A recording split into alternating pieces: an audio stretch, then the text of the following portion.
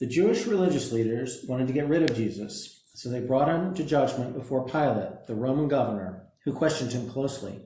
"Are you the king of the Jews?" he asked. "It is as you say," Jesus replied. To all other questions and charges, Jesus remained silent, much to Pilate's amazement. He could not find any fault with Jesus and thought that the council had brought Jesus to him out of envy. It was the custom during the Passover festival for one prisoner chosen by the people to be released.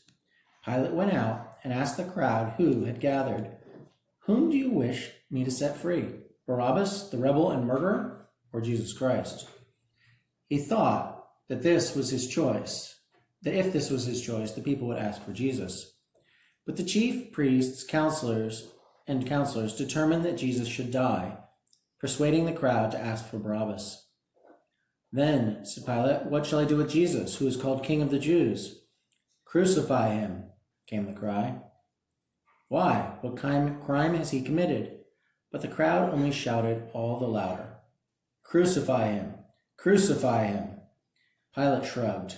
He called for a bowl of water and publicly washed his hands, saying, "Take note that I am innocent of this man's blood." He gave the order for Barabbas to be released. Then he had Jesus flogged before handing him over to the guard.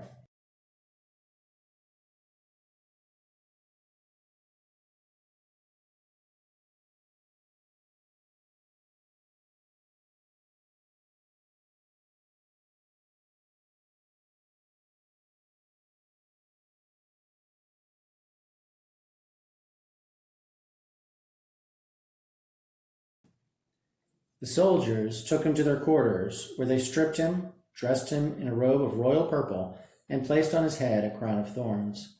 Mockingly, they knelt before him. "Hail Jesus, King of the Jews!" they jeered, beating him and spitting at him. When they tired of this, they dressed him again in his own clothes, then led him away to be executed in the Roman way by crucifixion. As Jesus was led away to be crucified, he was met by Simon of Cyrene. At once, the guards seized Simon and forced him to help carry the cross. When they reached Calvary, one of the soldiers offered Jesus a drink of wine mixed with myrrh, but he turned away his head. Then they raised him on the cross, placing above him the mocking inscription, "Jesus of Nazareth, King of the Jews." The guards threw lots for his clothes before sitting down to keep watch. As people passed to and fro, they taunted the man hanging from the cross. "If you are indeed the Son of God, why don't you save yourself?" they jeered. Then Jesus said, "Father, forgive them, for they do not know what they are doing."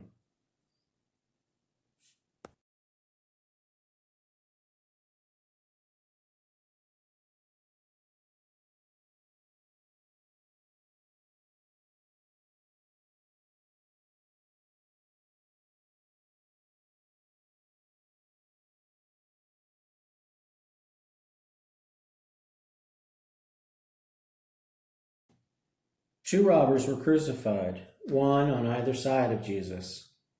One of the criminals hurled insults, but the other defended Jesus. Jesus said to this man, "Today you will be with me in paradise." At noon, darkness fell on the land, a darkness which lasted until the third hour of the afternoon. Then Jesus cried aloud, my God, why have you abandoned me?" Hearing him cry out, one of the men standing at the foot of the cross ran to fetch a sponge soaked in vinegar, which he put on the end of a pole and held up to Jesus' lips. Jesus cried out, "Father, into your hands I commend my spirit." Then his head fell lifeless on his breast. At that same moment, the curtain in the temple was ripped from top to bottom, and a tremor was felt in the very depths of the earth. That evening, one of Jesus' followers, named Joseph, came to ask Pilate if he could take down the body from the cross. Pilate gave his permission, so Joseph, helped by a man called Nicodemus, anointed Jesus' body with myrrh and aloes and wrapped it in a sheet of clean linen. Then they laid the body in an unused tomb cut in the rock and rolled a large stone in front of the opening. Early in the morning, while it was still dark, Mary Magdalene arrived at the tomb.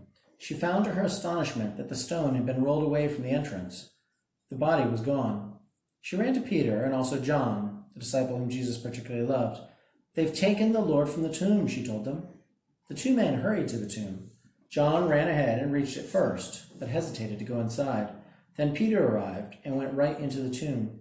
He saw the strips of linen and the burial cloth that had been wrapped around Jesus' head lying on the ground. John joined Peter inside the tomb. They both wondered if Jesus' body had been stolen or if he had risen from the dead. Peter and John returned home, but Mary stayed by the tomb weeping. Suddenly she looked up to see two angels sitting where the body of Jesus had been. "Why are you weeping?" they asked her. "Because they've taken my Lord away." As she spoke, she turned around and saw a man standing near her in the shadows. It was Jesus, although at first Mary failed to recognize him. "Why are you weeping?" he said. Believing him to be the gardener, she asked if he knew where the body had been taken. "Mary, it is I."